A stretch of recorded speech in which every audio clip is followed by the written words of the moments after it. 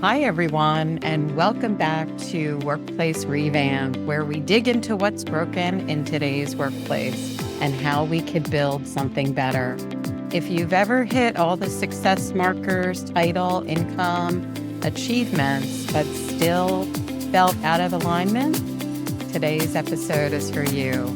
I'm joined by Helanah Warren, executive coach, organizational consultant, the creator of Thrive by Design, and a recent graduate from NYU's master program on executive coaching and organizational consulting. Yay! We graduated on Friday.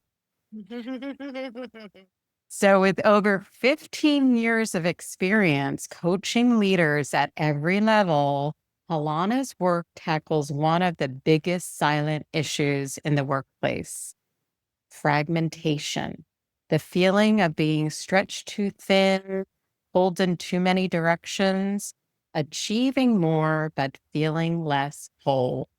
Today, Helanah is going to walk us through how she rebuilt her consulting business and her life using her personal development framework: integrate, activate, resonate. I love it. And trust me, these lessons apply whether you're running your own business or trying to survive and thrive inside a big organization. So, welcome, Helanah. I'm Thank really you. thrilled to have you here today. Thank you so much. Yeah, what an honor to be able to be on some of your pilot episodes. So this is exciting. Yes, this is our third episode, Hmm. and I'm really happy to have my NYU classmates. Helanah is the second one. We had Buzz a couple of weeks ago, and so it's just great. Really sharp people at NYU, and Helanah is one of the best and brightest. So, welcome. Thank So, you. let's get started, Helanah. You talk a lot about fragmentation, a sense of being pulled apart while succeeding on paper. Yeah. It's something so many professionals are feeling right now. So, can you walk us through how you integrate, or walk us through your framework: integrate, activate, and resonate, and how it helps people move from fragmented to fulfilled? Yeah, absolutely. And thank you again, Renee, for the opportunity. So I found for myself personally that I was just really stressed and burnt out. I was working in a career where I really loved what I was doing, but the way that I was doing it wasn't really working for me anymore. And so recognizing that there were certain parts of what I was doing that I needed to really focus on, it felt overwhelming. How am I going to do all these things? Especially if you're somebody, as they call it, multi hyphenate, right? You have a lot of skills, you have a lot of talents, you have a lot of gifts, and you have a lot of experience. It can be really tough to kind of figure out like what should I be doing exactly like right now. And so when I looked around for frameworks, I found some little bits and pieces from some of the other authors and thought leaders of our time, but I didn't really find anything that fit for me. And so what I felt like was missing is what I ended up creating. And that the Thrive by Design framework: integrate, activate, and resonate. And so I wasn't really working well with like a 1, 2, 3 step sort of program, or, do this, then do that. And I've always been a to-do list girl since I was a kid. So I needed something that felt more organic, felt more flexible and breathable. Integrate is the first phase. I chose phases because, quite frankly, a phase can last as long as you need it to, right? So it's not going to say, hey, if you're not done in 2 weeks, you suck. You know what I mean? Yeah. It's not going to say that there's any perfect way to do this. And I think, as you mentioned, with a lot of professionals, they kind of feel perfect on paper. They Yeah. got everything going for them, but inside, it's not really mirroring how they actually are appearing or presenting to other people. And so their internal perceptions a little bit. So what I found was like creating this framework helped me kind of reconnect with myself, and start to see myself the way many other people have always seen me and feel more in alignment. So the first phase is integrate. That's a phase where basically you're going to focus on three main steps.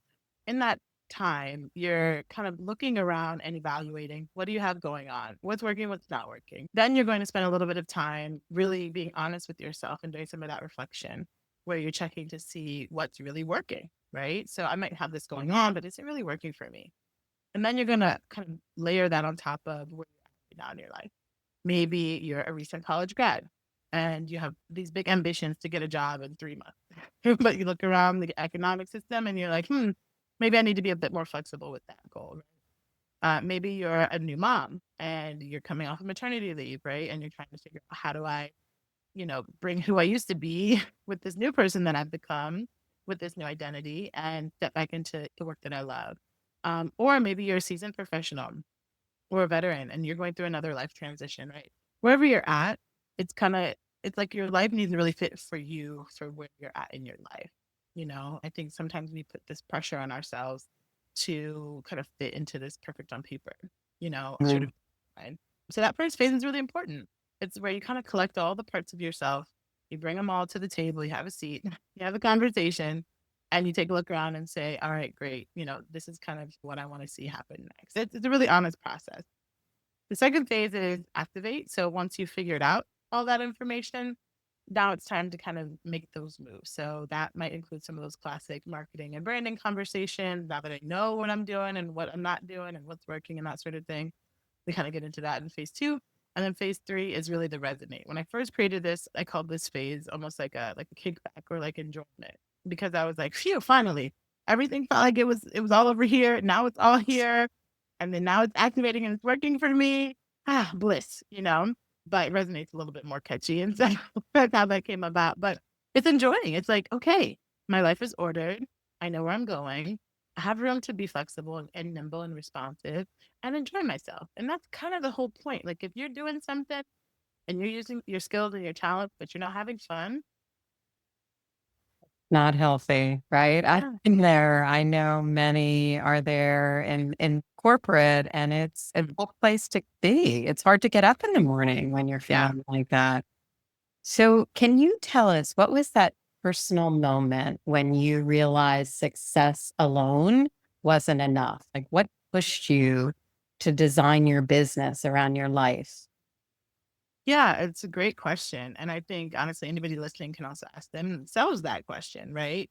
Even if that's your reality today. So I guess the first thing I'm going to say is, if there's someone listening who that's you today, you're kind of looking around, maybe you're just coasting, everything is cool, it looks fine, but like inside, you're really not able to activate that joy, right? And as we always like to say, like, joy is an inside job. So if you can't feel that joy inside, you got to make a change. So if you're listening today and you're feeling that sort of frustration, the first thing you want to do is acknowledge it, right? So much of our lives, people will tell us, just keep pushing, just keep going. Very much the little engine that could just get to the top of the mountain and it'll be so great on the other side. And then you get to the top of the mountain and it's not great on the other side. But you might make more money, you might have more romance, you might have more material things, whatever it is that you're seeking. You'll surely get those things, but how you feel along the journey and ultimately how you feel when you get there is really what matters the most. I was listening to a study this morning that was talking about how the foods that we eat certainly have their nutritional value, but the way we perceive the foods that we eat actually affects the nutritional value. So they did a study where they gave people Oh, the same exact milkshake, and they kind of told one of them that this was like a super healthy one, and told the other group that it was like not that healthy. Both of them drank it. They did a bunch of blood work, before, during, and after, to kind of see, which of the, it's called gremlin. There's a hormone that lets you know, like, hey, your body's full. And for the people that they told that this was a really filling smoothie, they were like, yeah, I feel full. For the people that they told that it really wasn't, they were like, I'm still hungry. It had gotten the same exact interesting. nutritional value. Yeah, but the It's all in our perception, head. the perception. I know it's really deep, Renee. Like, we think that it's all external. It's not. It's all Yeah. internal. So Oh, anyway, for people interesting. who are listening and they're kind of feeling a little bit like they're stuck in that rut, it's all right. Just acknowledge it and then make a decision that you want to make a change, right? And then the things that you want will start to kind of show up for you. So that's basically what happened for me. Um I felt like I'd done a lot of really cool things. I mean, you read off the list of accolades when you introduced me. But it's a good life. Yeah. There's nothing categorically wrong with it, but I was feeling chaotic. I was feeling like scattered. I was feeling like I wasn't very clear. And so that was really that reckoning moment. Honesty, the real conversation, and then making a decision to make a change. No, I think it's great.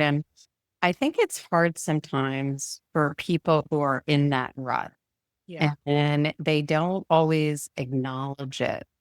Yeah. They acknowledge it in terms of, yeah, I'm just in this rut. I don't know what to do. But it's just, I think they get overwhelmed. Like, can you share, like, what's something they can do to maybe push past the overwhelm? Like you said, you were chaotic, but Mhm. what did you do in order to take a step back and say, I have to change this?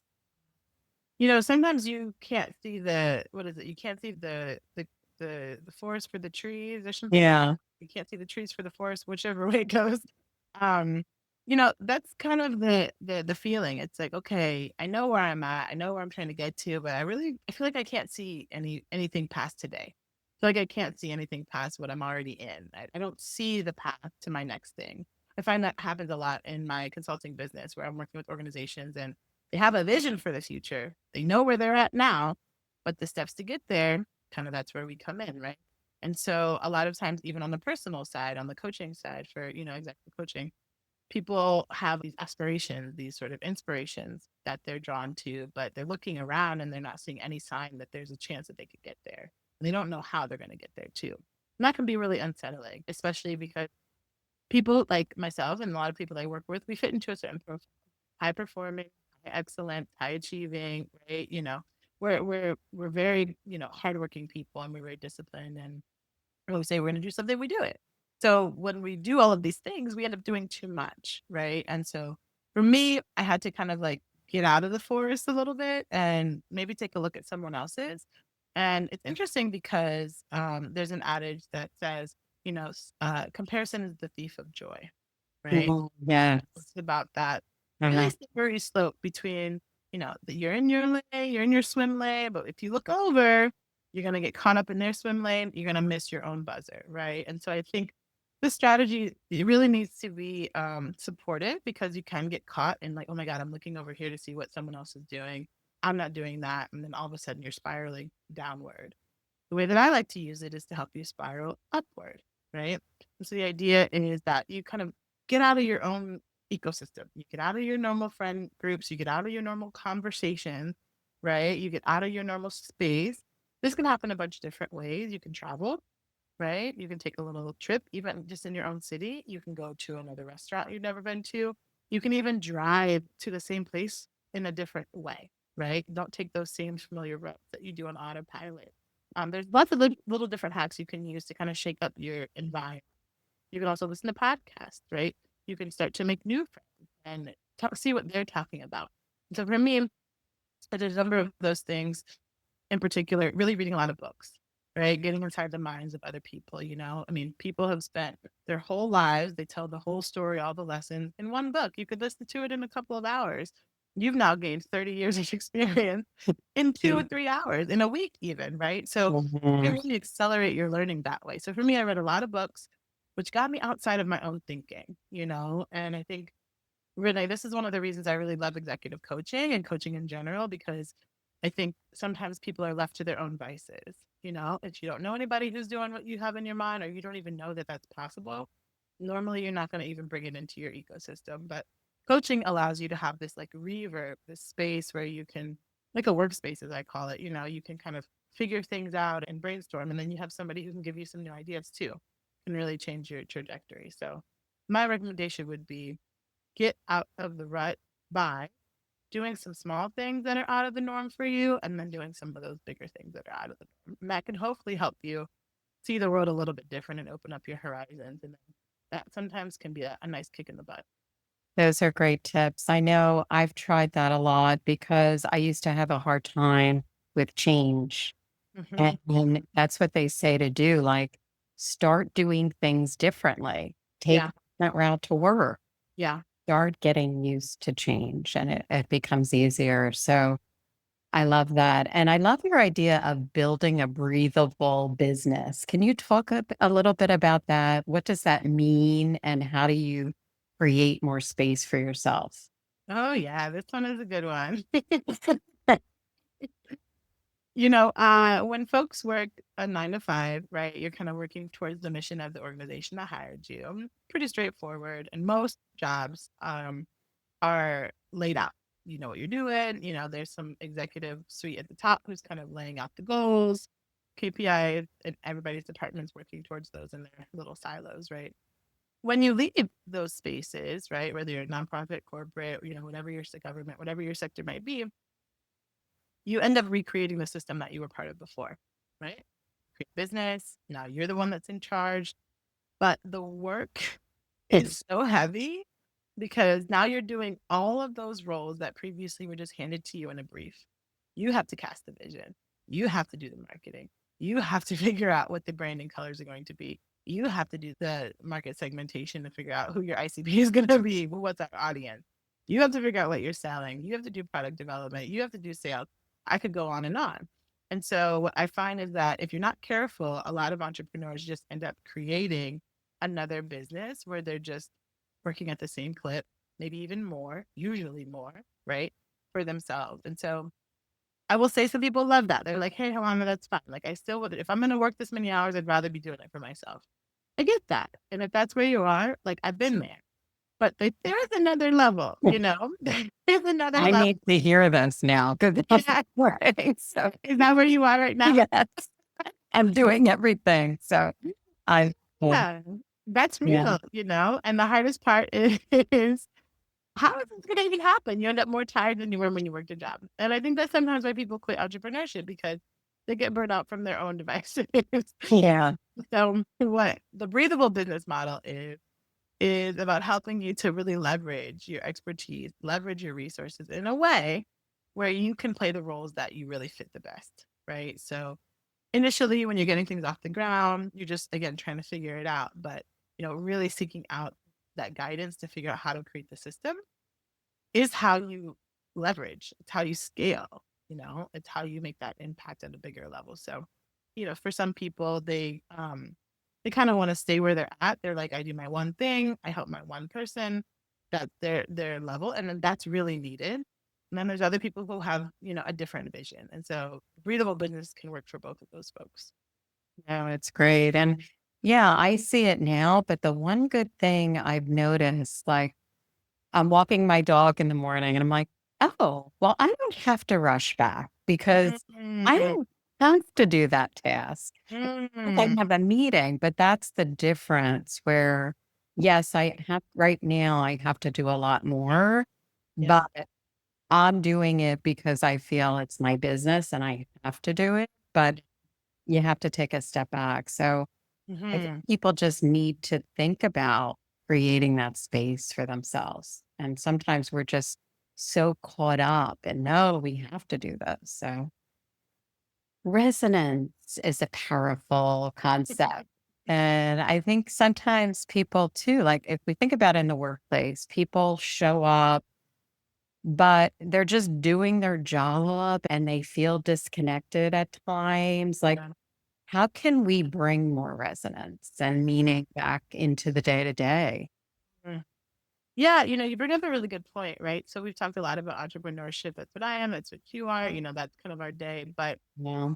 for folks that are listening that are in the workplace, right, and that's kind of where they want to stay, and they don't necessarily have any intentions or ambition to start up something on the side or to make that switch, you know, there's always these kind of waves, right? Or the bell curve of anything that you do. It could be parenting, could be relationships, it could be work, you know, it could be just gardening. Everything has its, you know, parts where you love it and the parts that you don't love so much. And so resonance to me is really that ability to, again, activate that joy, right? And so even if you're working inside of a system, even if you're working inside of a clogged system, right? Or a toxic system, or an unfriendly system, or an inflexible system, there are ways that you can reorient your engagement with them. A couple of things, right? And we talked about this a little bit earlier. One of them is to change up the way you're doing things, right? So I have an organization I work with. And for example, their bigger ecosystem, pretty inflexible. But I'm working in one particular department and they've got their department head, and that person's on board with making things better for the people that work there. So what are we doing? Are we tackling the whole org structure? Nope. We're just changing it for that organization inside of the organization. You get what I'm saying? Yes, So, absolutely. as an employee or as a team or as a lead or as a department, there are changes that you can make in the way that you interact with the world, the way you plug in and the way you plug out. So, some of those look like boundaries, right? And being like, okay, these are the hours I'm required to be there, but this is how I'm going to use those hours, right? This is how, again, that perception from the milkshake example, right? Yeah. Perception, you can change your own perception. You can activate that joy and everything around, beginning, before, and during that experience, you can change the way that you interact with it. And so self care, I think, is something that comes up for me when you talk about this because just that point about walking my dog, got to rush Mhm. back, da, na, na, na, na. Even just that self talk, that moment where you sat and you were like, you know what? I'm not going to go with the energy of rush. Yes, I have to be back at a certain time, but I'm not going to rush to it. I'm going to allow myself to go there in a different energy. It sounds kind of woo woo and a little bit like spacey, but that self talk is so powerful. Yes, it really is. And I wish I knew this 20 years ago. I just hear a lot from my kids now who are in the workforce and now with companies requiring everyone to come back 5 days. Like, I think like setting your boundaries, because even though you may have to go back to the office, maybe it's saying, okay, well, I'm going to go back to the office from 9 to 5. But, if I have to go to my son's little league game, I'm going to have to leave early that day, right? Because that's important to me and my family. So I think it's knowing that you can do that. You can set boundaries, I think is really helpful. Yeah, I agree. I agree. And I think feeling that priority that you just spoke to, I think is important, So no matter who you are, no matter what you're doing, have a reflective practice. Whether you kind of sit over your morning tea or coffee and just give yourself a few minutes, find that space to walk your dog and maybe don't be scrolling on your phone. Take Yeah. to enjoy nature. Give your brain some space. Maybe you listen to the podcast while you shower, but then maybe some days you don't. You just listen to the water. Sometimes when we're working inside of organizations, we try to cram so much in that outside time that we're like, how am I supposed to do this? I'm supposed to be, red light therapy and taking a walk and drinking a smoothie and meditating and being nice and saying affirmations, and it can just become Not more work. find your own rhythm. Trust yourself and find your own rhythm and know that like what's for you will be for you. And the way you enter your day is totally up to you. It's one of the few things you really can control. Everybody around you is going to do whatever they do. The job's going to do what it's going to do. The family's going to do what they got to do. But find those little pockets where you get to control how am I going to enter this space and allow that to help activate your joy. It looks different for everybody, but I'd say that would be my high level tip. Oh, that's amazing. So before we wrap, I know you have some exciting offerings coming up that help leaders. Can you tell us a little bit more about that? Yeah, Thrive by Design is kind of my big message, and it's an opportunity to really design your life in a way that helps you to thrive. And so that work is really geared towards professionals. I have a 9-week accelerator that'll be coming later on. And so that's really focused on helping people in a short period of time to really go through some of those steps we talked about today, right? So to activate, really figuring out what you want to do. But before you get into that, we usually jump to that part. Okay, I want to do a thing. I'm going to get on my social media. I want to do a thing. I'm going to start writing LinkedIn posts. But sometimes you really need to first kind of go through that process of integrating and really kind of pruning or weeding off what's working and what's not working. So it's an opportunity to gain the clarity that you're looking for and also the confidence so that when you do step into your next phase, you're not just guessing. You're not just taking a leap of faith and then falling flat on cement because you didn't look far ahead enough. Leaps of faith are great, but you got to have some space to take the leap. Otherwise, you just jump and you hit your head on the ground. So it's important Want to to, do that? yeah, true. So that work is really focused on getting the opportunity to do that and do it in a cohort of other folks who are at a similar transition point. If you're somebody who's feeling kind of a little bit stuck in a rut, like we talked about, I think that would be a really great opportunity for you to get unstuck. And then as far as organizational work, I'm really focusing on helping organizations thrive by design. And so what that looks like is if your organization is going through a transition point, right? And you're not sure what things are going to look like next, there's a lot of orgs kind of going through this now. And you want that kind of bird's eye view or that strategic business advising to see, here's what we have in mind. Here's what we were doing before. The road before us is a little bit unknown. what can we do, right? To that perception point of view, right? What can we do that can help us to empower employees, continue to make the revenue that we need to, but also to be nimble and flexible and more breathable as we go through this uncertain space. So those are the kind of the two big offerings that are on the table. Right. No, they sound wonderful. How can people find you and get in touch with you? And I'll definitely add the links when I post it. But if you could just maybe give a quick, shout out how people can find you. Oh, absolutely. Yeah. So LinkedIn is the best way to reach out. You can just connect with me on LinkedIn and then send me a DM, and I can, leave you an email address as well. But I think it's so important to, oftentimes I've explained like my work to people and they've been very confused. You get it because you're in the space, right? And so again, that really, insinuated or kind of, showed the reason for me to create this Thrive by Design framework so that I could be more clear in my offering. And in the past, I was in the wellness space and then marketing and leadership and so many different kind of keywords. And so I think, for people who, and now I integrate them all. For people who are feeling a little bit like there's something really missing from where they're at right now, whether it's on a personal level or a professional level or an organizational level, I'd love to just have a conversation. Sometimes that can be the unlock to the next level. Be great to get an opportunity to work together, but also maybe it's a referral. Maybe, we're not a great fit, and that's okay too. But don't be afraid to reach out just to have a conversation if you found anything I was saying interesting. I'd love to talk with you and hear more about kind of what you're going through. And you never know how, that interaction could be the catalyst to giving you clarity on your next step.